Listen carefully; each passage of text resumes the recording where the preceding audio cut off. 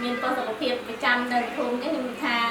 ល្អការកូនទី1ហ្នឹងអត់មានប៉ុស្តិ៍សុខភាពនេះទេគេទៅពិនិត្យនៅដល់ទេតាមនៅបឋមនោះផ្លូវឆ្ងាយពេលឥឡូវមានប៉ុស្តិ៍សុខភាពនៅភូមិខ្លួនឯងតើអញ្ចឹងទៅស្រួលដែរពីពិសេសចាស់អី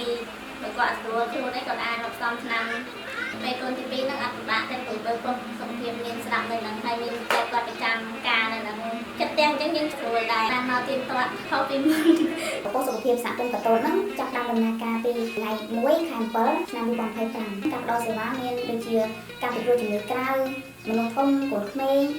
ការពិនិត្យទេពោះការពន្យាកំណើតហើយនិងការអប់រំសុខភាពចាប់តាំងពីដំណើរការមកមានអ្នកជំងឺមកទទួលសេវាថ្ងៃខ្លះច្រើន4 5នាក់មួយខែបើយើងគិតជាមធ្យមទៅប្រហែលទៅ40-50នាក់ពីច្រើនជាស្ត្រីហើយនិងកុមារបរិបមានប្រហែលជា30%ពីច្រើនមានជំងឺផ្ដាសាយហើយខ្លះមានរបួសទីទួយអីចឹងហើយទៅទៅនឹងជំងឺពេលពោះវិញអ្នកជំងឺមកទទួលសេវានេះទាំងការពិគ្រោះជំងឺទាំងការដល់ថ្នាំគឺមិនមានបង់ប្រាក់ទេបើវាតម្លៃជារួមទៅពេលគាត់មកទទួលសេវាចឹងគឺគាត់សប្បាយចិត្តហ្មងតាំងពីមិនទាន់មានប៉ុស្តិ៍សុខភាពនៅទីនេះពេលដែលបងប្អូនប្រជាជនយើងនៅតាមសហគមន៍ហ្នឹងគាត់ឈឺគាត់ត្រូវធ្វើដំណើរទៅឆ្ងាយដល់មណ្ឌលសុខភាពប្រហែលជា12គីឡូពីភូមិហ្នឹងទៅហើយសម្រាប់ស្ត្រីពេលពោះក៏គាត់ត្រូវទៅពិនិត្យសុខភាពគាត់នៅមណ្ឌលសុខភាពហ្នឹងដែរហើយចាប់ពីមានប៉ុស្តិ៍សុខភាពនៅទីនោះគឺគាត់ងាយស្រួលជាងមុនតែនៅប៉ុស្តិ៍សុខភាពនេះមានបុគ្គលិក4នាក់ឈ្មោះ3នាក់ក៏មានពិធីម្នាក់ហើយធ្វើការពីថ្ងៃច័ន្ទដល់ថ្ងៃអាទិត្យហើយនឹងមានបុគ្គលិកប្រចាំការពេលយប់ផងដែរទីចុងក្រោយក៏សូមអរគុណដល់រាជរដ្ឋាភិបាលដែលបានផ្ដល់ជាប៉ុស្តិ៍សុខភាពតាមរយៈគម្រោងលេខសស្រីនេះមកដល់សម្រាប់សហគមន៍កតូចនេះ